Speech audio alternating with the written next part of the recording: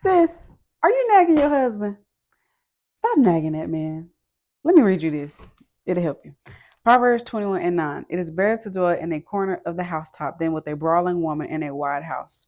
Verse number 19. It is better to dwell in the wilderness than with a contentious and an angry woman.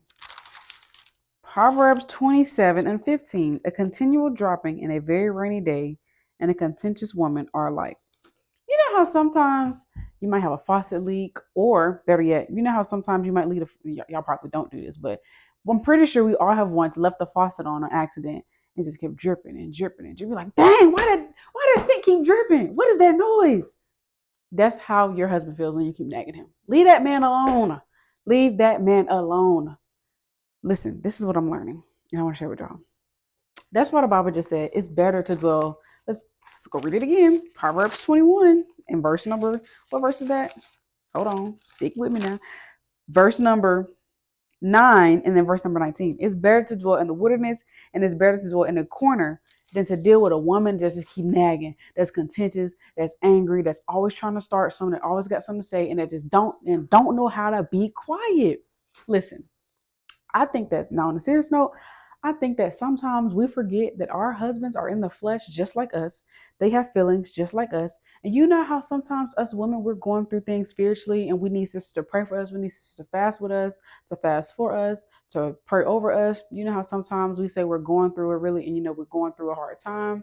What makes us think our husbands don't go through the exact same thing? Just how the Most High has to send us through the fire and sit us down and humble us so we can learn, just how the Most High has to break us down so we can be better. The Most High has to do the exact same thing for our husbands. But the minute our husbands are not being our knight in shining armor, and they might not be on their best A game, you always doing it. You always doing that. Nah, nah, nah, nah, nah, nah. Stop trying to be his mama and stop trying to be God. Let the Most High work on him. Let the Most High break him down, just like the Most High got to work on us and break us down. When your husband is getting broke down, when he's going through it, when you see that he's battling with something, right? Because if your husband is constantly doing something, that's not him, that's a spirit on him. So instead of you being a nagging wife, go be a praying wife. Go pray over your husband. Go pray over your home and bind and rebuke them spirits. Let me get this. Let's go to Titus 2. Now, I mentioned it in one of the other videos that I did through the spirit about binding and rebuking these spirits, but this is something we really have to remember. Titus 2 and 15, it says, these things speak and exhort and rebuke with all authority. Let no man despise thee. Rebuke with all authority. So don't be ignorant of Satan's devices. If you know your husband, that's not how he usually act, then that's obviously just a spirit, and we don't war in the physical, we war in the spirit. Let's read that as well. Stick with me now. It ain't gonna be too long, but I just had to come on here and say this. 2 Corinthians 10 and 4. For the weapons of our, I'm sorry, 3. For though we walk in the flesh, we do not war after the flesh. For the weapons of our warfare are not carnal, but mighty through God to the pulling down of strongholds.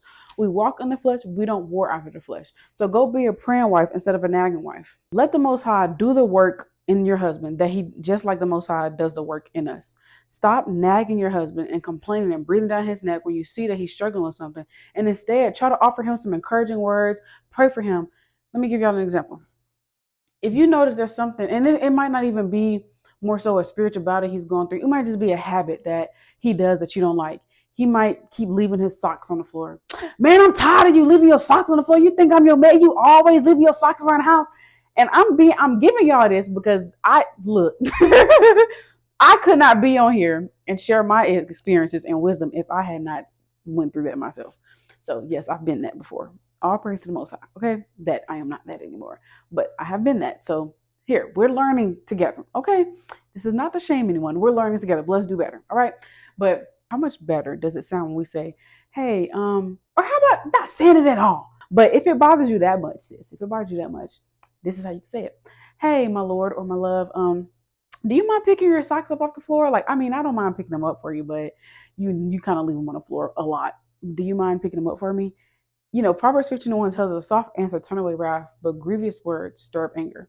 So your husband he's much more likely to listen to you and be receptive unto what you're saying to the spirit when you come at him correct and when you come at him with some respect, because we are to reverence our husbands, as Ephesians 5 tell us. So when you come up with your husband with some respect you talk to him like you got some common sense, then he will listen to you. But when you come at him, yeah, yeah, yeah, yeah, yeah, and yeah, yeah, yeah, yeah, our husbands do this. I'm not listening to that lady. Because why should he have to listen to you? Think about this. The Bible tells us treat people how you want to be treated. That's actually Luke 6:31. Treat people how you want to be treated.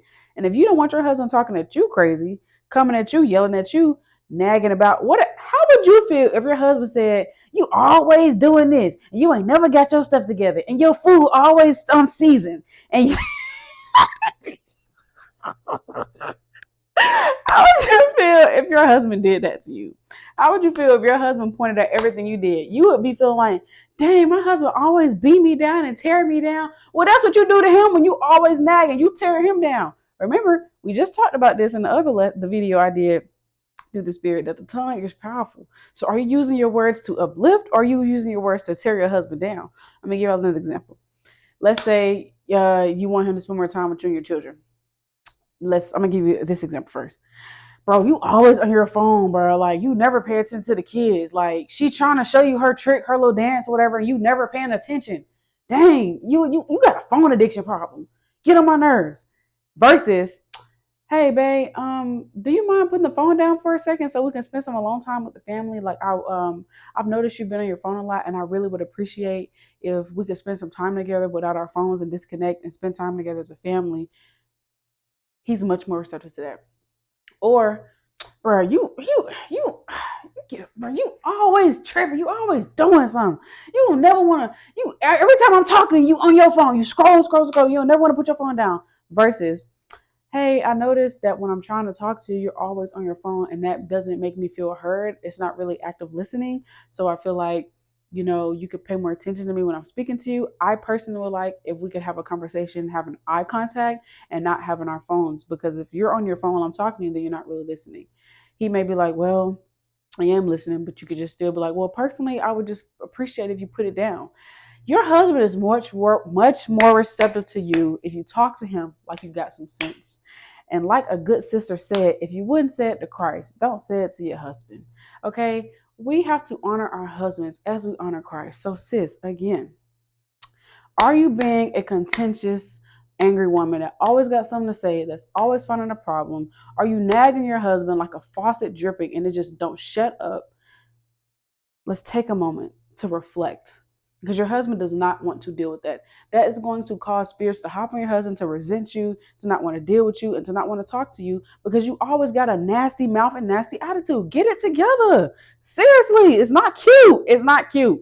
Titus 3:10 say, after the first and second admonition, reject. So if you already said how you felt in a respectful, submissive, loving way, and you've already prayed on it, let the Most High do the change in your husband.